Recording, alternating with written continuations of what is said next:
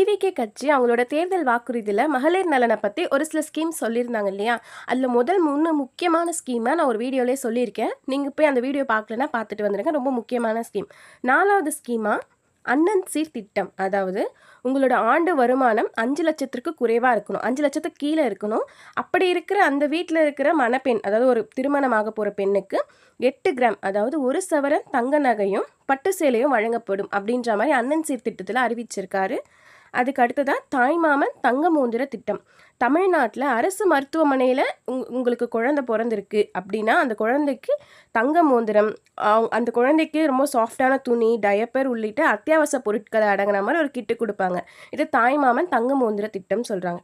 Next Kamarajar கல்வி உதவி திட்டம். அதாவது அரசு மற்றும் அரசு உதவி பெறும் பள்ளிகளில் 1ஆம் வகுப்பு முதல் 12ஆம் வகுப்பு வரை படிக்கிறாங்க இல்லையா? அதாவது கவர்மெண்ட் ஸ்கூல்ல. அவங்களுக்கு அந்த ஆண்டு முடியும்போது 15,000 வந்து அவங்க கார்டியனுக்கோ இல்ல அவங்க பேரண்ட்ஸோட அக்கௌண்ட்டுக்கோ வரும். இது எதுக்காகனா, பாதி பேர் வந்து படிக்க முடியல அப்படின்றதுக்காக வந்து அந்த ஸ்கூலை வந்து பாதியில நிறுத்திடுவாங்க. அதுக்காக இந்த 15,000 வந்து வருஷம் இப்போ அவங்க 1வது படிச்சு முடிக்கிறாங்கன்னா, கவர்மெண்ட் ஸ்கூல்ல இல்ல கவர்மெண்ட் எய்டட் ஸ்கூல்ல படிச்சு முடிக்கிறாங்கன்னா, அவங்க பேரண்ட்ஸுக்கு இயர்லி 15,000 வந்து வந்துரும் அப்படின்ற மாரி சொல்றாங்க. நெக்ஸ்ட் கைம்பெண் மற்றும் ஆதரவற்ற பெண்கள் உதவித்தொகை.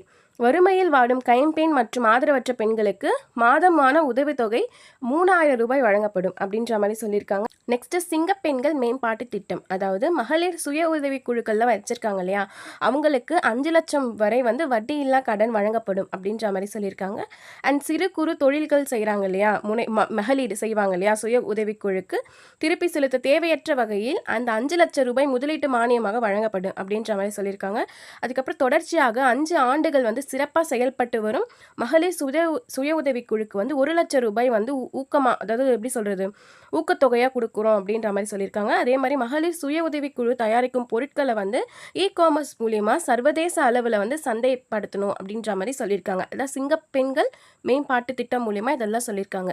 அதுக்கப்புறம் மகளிர் மகாசக்தி அப்படின்னா என்னென்னா, அரசு நிறுவனங்கள் மற்றும் அரசு சேவை நிறுவனங்களில் தேவைப்படும் உணவுப் பொருட்கள், துணி வகைகள், பள்ளிகளுக்கு தேவையான யூனிஃபார்ம்ஸ், புக்ஸ் இது எல்லாமே என்ன பண்ணியிருப்பாங்கன்னா ப்ரைவேட்டில் தான் வாங்கியிருப்பாங்க, தனியாரில் தான். இப்போ மகளிர் சுய உதவிக்குழுலாம் இருக்குல்ல, அங்கேருந்தும் 40% வாங்கணும்.